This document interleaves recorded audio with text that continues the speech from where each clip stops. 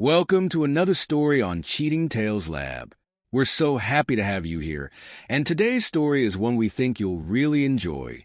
So without further ado, let's begin. Ethan Caldwell stood at the kitchen counter, methodically spreading peanut butter on whole wheat toast. His mind was elsewhere, rehearsing key points for his presentation at the upcoming marine biology conference. The gentle hum of the refrigerator provided a soothing background noise as he absently reached for the jar of homemade strawberry jam.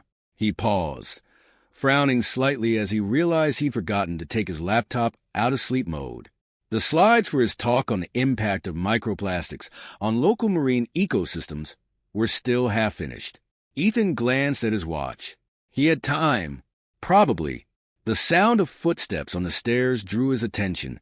Olivia breezed into the kitchen, her heels clicking rhythmically on the tile floor. There was something different about her this morning. Her shoulder-length brown hair was perfectly styled, her makeup flawless. She wore a crisp white blouse and a pencil skirt that hugged her curves a little too tightly for a typical day at the real estate office. "Morning, honey," Ethan said, raising an eyebrow at her unusual attire. Olivia flashed him a smile that was a touch too bright. "Good morning. Beautiful day, isn't it?" Ethan nodded, confused by her exuberance.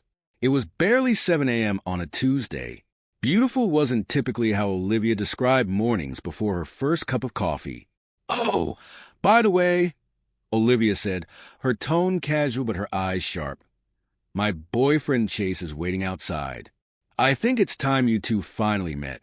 Ethan's hand froze midway to his mouth, the piece of toast suspended in air. He blinked, certain he had misheard. "You're what?" Olivia rolled her eyes, as if Ethan was being particularly dense. "My boyfriend, Chase. He's right outside in his car. Come on, don't be rude." As if in a trance, Ethan moved to the window.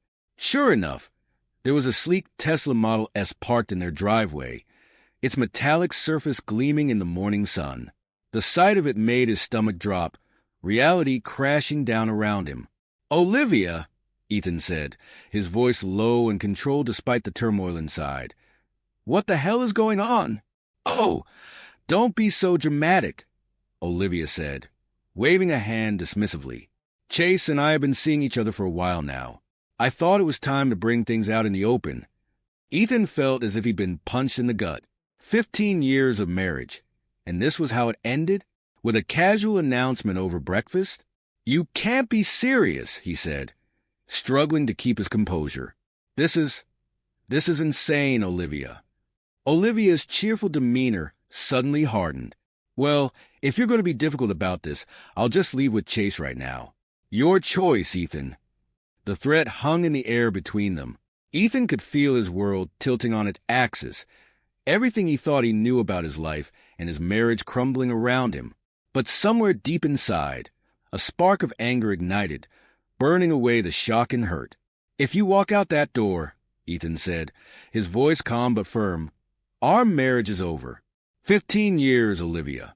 Is that what you want to throw away?" For a moment, something flickered in Olivia's eyes. Uncertainty? Regret? But it was gone as quickly as it appeared. She grabbed her purse from the kitchen counter, her movement sharp and decisive. "I guess it is," she said, her voice cold. Ethan watched, frozen in place, as Olivia walked to the front door. She paused for a moment, her hand on the doorknob, as if waiting for him to stop her. When he didn't move, didn't speak, she opened the door and stepped out into the morning sun. The sound of the door closing behind her was deafening in the sudden silence of the house. Ethan stood there, the half-eaten piece of toast still in his hand, as the reality of what had just happened slowly sank in. His wife had just left him, for another man, and she had done it with all the emotional impact of announcing she was going out for milk. Ethan's legs suddenly felt weak. He stumbled to a chair and sat down heavily, his mind reeling. The clock on the wall ticked loudly, reminding him that the world was still turning, even though his had just stopped. The aquarium was bustling with activity as Ethan made his way through the staff entrance. He nodded mechanically to the security guard, his mind still replaying the morning's events on an endless loop. As he walked past the tropical fish exhibit, the vibrant colors of the fish seemed muted, as if all the joy had been sucked out of the world. He barely registered the excited chatter of a group of school children pressed against the glass, pointing at a particularly colorful parrotfish.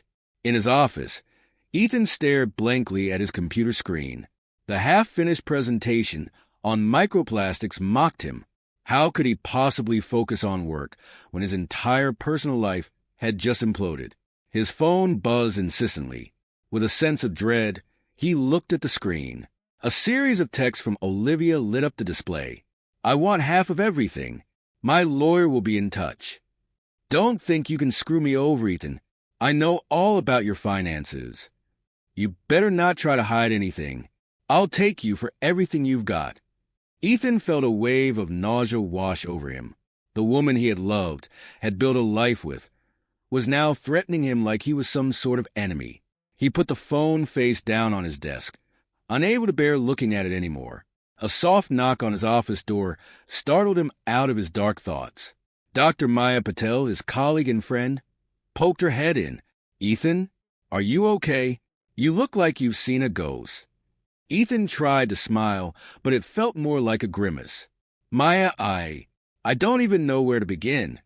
Maya stepped into the office, closing the door behind her.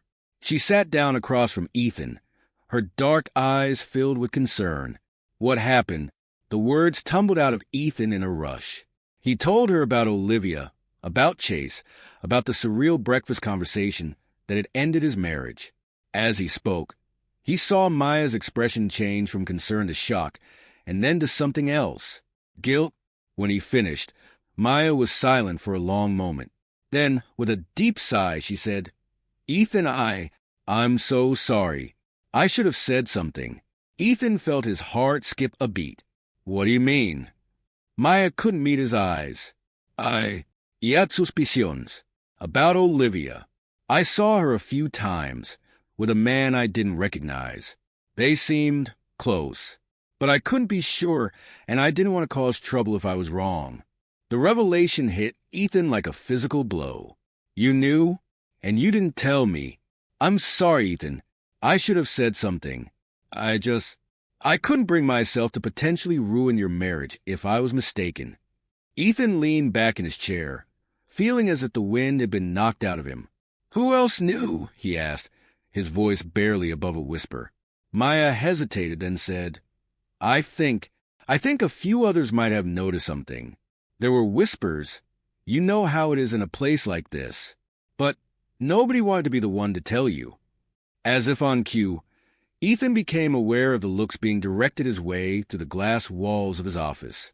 Pitying glances, hushed conversations that stopped abruptly when he looked up. The news had spread, and now he was the subject of office gossip. The humiliation burned hot in his chest. How long had this been going on? How long had he been the oblivious fool while everyone around him knew the truth? Before he could spiral further into his thoughts, his phone rang. It was the emergency line for the Sea Turtle Rescue Program. Ethan closed his eyes, took a deep breath, and answered the call. Work. He could focus on work. It was the only thing he had left. The house was eerily quiet when Ethan returned that evening. He stood in the entryway, keys still in hand, surveying the scene before him. The place looked like it had been hit by a highly selective tornado. Drawers were pulled open, their contents spilled onto the floor. The spaces where Olivia's favorite decorative pieces had stood were now conspicuously empty. In the living room, the antique vase that had been a wedding gift from his grandmother was missing from its place of honor on the mantel. With a growing sense of dread, Ethan made his way to the bedroom. The closet door stood open, Olivia's side picked clean. Her jewelry box was gone, along with the framed photos of her family that had once adorned her nightstand. Ethan sat heavily on the edge of the bed, his head in his hands. The reality of the situation was finally sinking in. This wasn't just a fight, wasn't just Olivia blowing off steam. She was gone, really gone. His phone buzzed, startling him out of his daze. It was a number he didn't recognize. "Mr. Caldwell? A professional voice asked when he answered, "This is Sandra from Coastal Credit Union's Fraud Department. We've noticed some unusual activity on your joint account with Olivia Caldwell. There have been